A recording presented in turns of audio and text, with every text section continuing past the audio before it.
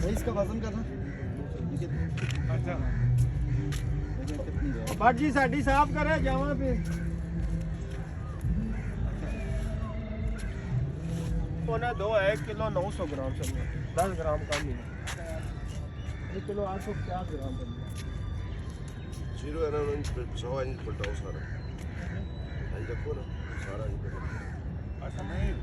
कल आप आना ग्राम